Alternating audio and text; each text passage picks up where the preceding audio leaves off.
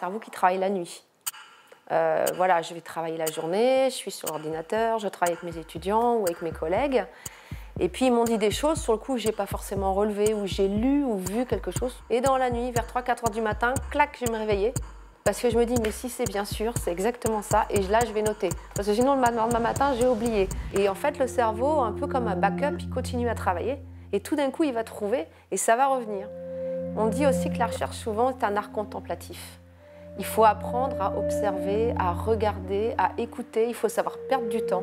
On a le tort aujourd'hui de vouloir aller trop vite et de ne pas laisser aux chercheurs assez de temps, justement pour réfléchir, pour poser les choses, poser les bonnes hypothèses, pour faire les bonnes expériences. Il y a tout un extraordinaire autour de la mer. L'homme a toujours voulu descendre voir ce qui se passait en dessous, au même titre que ce qui se passait sur la Lune. C'est un émerveillement de tous les jours de voir que la vie est possible dans des milieux où il y a encore peut-être 50 ans, on n'aurait jamais imaginé qu'il y avait une vie possible sur notre planète. Et ça donne peut-être l'idée que sur d'autres planètes qui sont un petit peu compliquées, la vie est possible, au moins sous cette forme microbienne. Quand on plonge, même si on connaît le site, on se retrouve devant le hublot avec ces merveilles sous les yeux, ces animaux qui grouillent de partout, ces couleurs. On aurait presque envie de sortir et les toucher. Alors on ne peut pas évidemment à cause de la pression. Ce sont les sulfures, donc c'est brillant. En même temps, on se dit que ça doit être très très brûlant ou très pollué. Et en même temps, c'est magnifique. On est impressionné par la puissance du système Terre. Donc au-delà de la connaissance qu'on transmet, il y a aussi effectivement les valeurs et puis une certaine humilité face à notre planète en fait. Disons que déjà pour arriver à embrasser le milieu de la recherche, il faut être têtu, il faut être très curieux.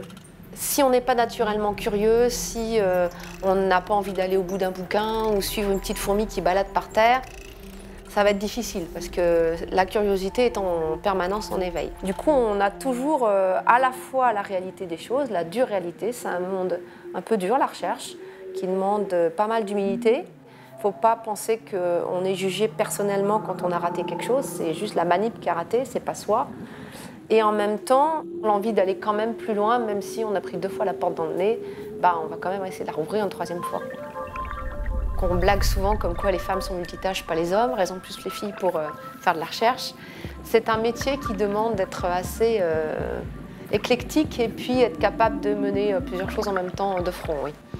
Tout ça s'imbrique un petit peu parce qu'au milieu des courses, on pense à un truc, on porte un petit bout de papier. La petite fait ses devoirs, ça nous donne une idée. Ou on discute avec un petit bouc à 10 ans et qui vous pose une question. Vous dites, elle n'est pas bête cette question, on va la noter. On est tout le temps en train de faire tout et n'importe quoi en même temps. Et après, c'est énormément de relationnel humain. Le métier de la recherche, c'est avant tout un métier d'équipe.